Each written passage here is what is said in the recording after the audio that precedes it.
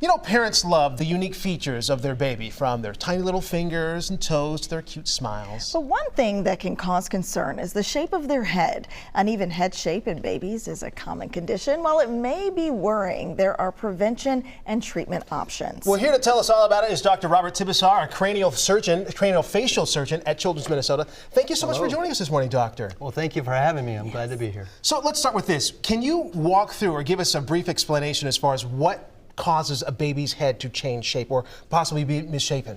Absolutely. I brought some models to kind of demonstrate and give a little education, but basically this is a model of an infant skull at about 2 months of age. First, you can see the soft spot. That's called the fontanelle. The infant skull is made of 5 separate bones, and they're joined by little joints or fibrous sutures. And this skull on the infant is soft, and it's soft for 2 reasons. First, so that it can be molded and malleable as it comes through the birth canal. And secondly, to allow brain growth. The brain grows very rapidly in the first year of life, and these skull bones will expand as the brain is growing. Okay. And so are there things that parents can do to help their baby not have that flat spot? Absolutely.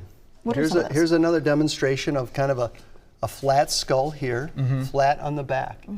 And that soft infant newborn skull is kind of moldable. And so if the baby is laying flat on the head, and that's flat on the same surface every time, that is a force, and the brain will grow everywhere else, but be flat here.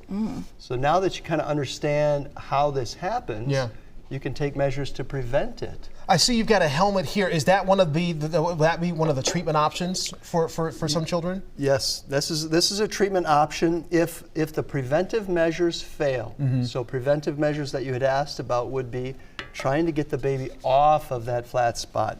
Okay, so rotating the baby, having the baby lay down in the crib in different positions, looking at different things, getting the baby up off of the back of the head when they're not asleep. So time on the tummy, supervised, time sitting up, looking around, strengthening those neck muscles, increasing the range of motion. All of those things are important to prevent that flattening on the back of the head. Also, we can look at going to physical therapy and see if they can do some neck range of motion exercises to strengthen the neck and reposition the baby. Is there ever a time when surgery is necessary for this?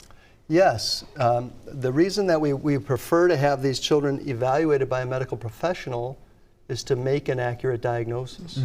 The majority of the cases are treated with repositioning or, if necessary, helmet remolding to kind of reshape the skull. But there are a few rare instances where there's craniosynostosis, and that's where the suture is actually fused. It's ossified over before the baby is even born. So here's another example where this front suture is fused before the baby was even born. In the front here. Right here, you can see this big ridging, and that pulls this front of the skull forward and the orbits, and it will even misshapen the face.